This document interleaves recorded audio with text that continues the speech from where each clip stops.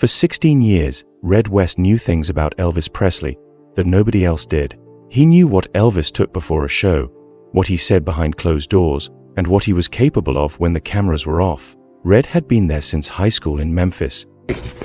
Well, I know that we weren't close. It was a small school. We knew each other. Elvis was always different. Longer than almost anyone in the inner circle, and for a long time he carried all of it quietly, the way loyal men do. Then Elvis's father fired him with 3 days' notice and a single week's pay. And everything Red West had been keeping to himself for 16 years came out in a book that hit American shelves 2 weeks before Elvis Presley died. The story of what Elvis's bodyguards revealed and what it cost everyone involved is one of the strangest and most heartbreaking chapters in the entire history of American music. Because what Red West and his cousin Sonny West and fellow bodyguard Dave Hebler put into print was not simply gossip. It was a detailed, first-hand account of a man destroying himself in slow motion.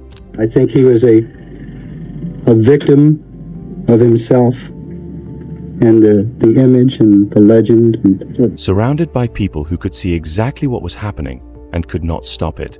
The three men had been the backbone of what the press called the Memphis Mafia, the tight circle of friends, employees, and loyal associates who traveled with Elvis everywhere and shielded him from the world. Red West had known Elvis since they were teenagers. Sonny West joined the group in the early 1960s. Dave Hebler came aboard in 1972, brought in as a karate expert and personal security specialist. Between them, they had spent decades managing crowds, handling threats, and watching over a man who was simultaneously the most famous entertainer on the pond and one of the most deeply isolated human beings any of them had ever encountered. In July 1976, Vernon Presley, Elvis's father, called them into a meeting and told them they were being let go. The official reason given was a cutback on expenses. The real reason, according to Red West himself, was considerably more complicated. Elvis had become increasingly dependent on prescription drugs, and the bodyguards had started getting in the way of that dependence. Red had physically confronted one of Elvis's drug suppliers. That was the last straw. Elvis, who could have intervened and chose not to, let his father do the firing on his behalf. Red West, who had known Elvis since they were 16 years old, was handed a check and shown out. The bitterness that followed was deep and real, and none of the three men have ever fully denied it. But what they did with that bitterness is what sets this story apart. Rather than simply moving on, they contacted a journalist named Steve Dunleavy, who worked for Rupert Murdoch's media operation, and over approximately 300 hours of recorded interviews, they told him everything. The book they produced together was called Elvis, What Happened, and it was published by Ballantine Books in August 1977. Elvis Presley died 16 days later. The timing has haunted the story ever since, and deliberately or not, it gave the book's title a weight its authors never intended. As the nation mourned and tried to understand what had happened to the king of rock and roll, Elvis, What Happened, was already in bookstores with an answer. It sold over 3 million copies. A major retail chain ordered 2 million additional copies in the days immediately following Elvis's death. What the book actually said is the part that shocked America in a way nothing about Elvis had before.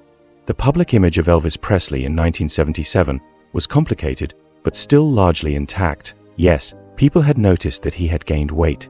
Yes, his performances had become erratic.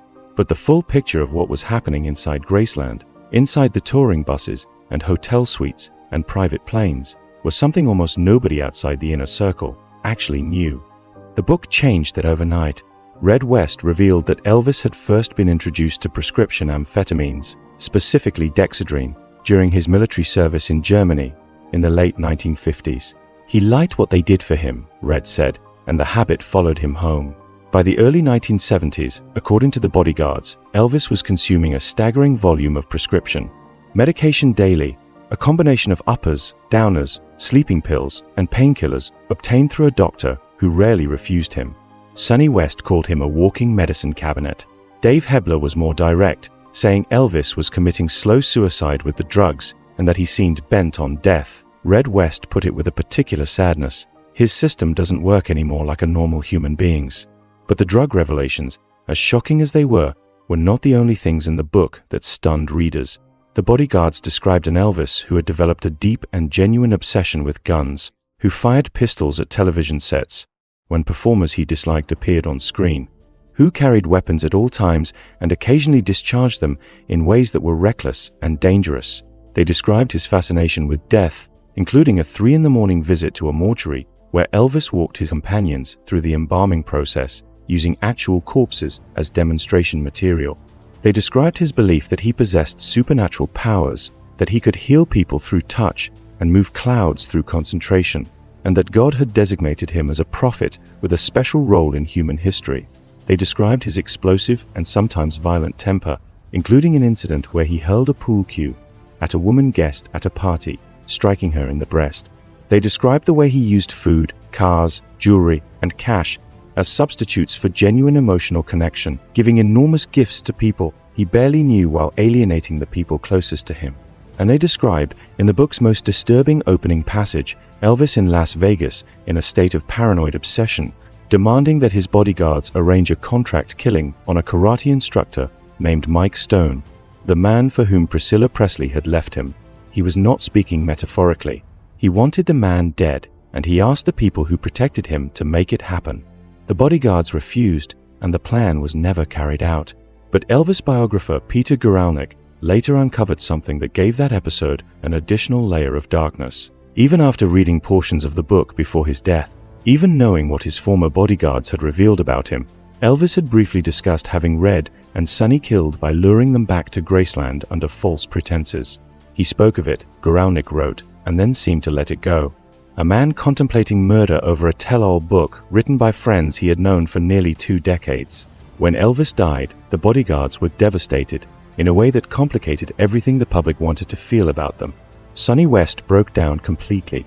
He told reporters at a press conference in Beverly Hills that nobody could have been more shaken by Elvis's death than he was, and that he meant it from the bottom of his heart.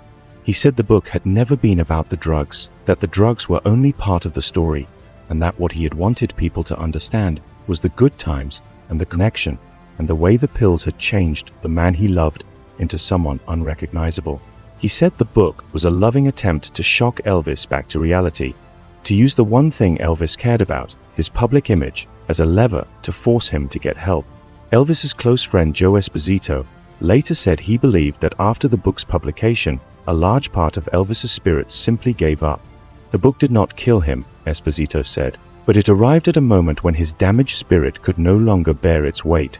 Red West carried the complexity of that history for the rest of his life. He went on to build a respectable acting career, appearing in 16 of Elvis's own films in small roles during the 1960s and going on to significant parts in television and film, including a memorable role as Red Webster in the 1989 Patrick Swayze film Roadhouse.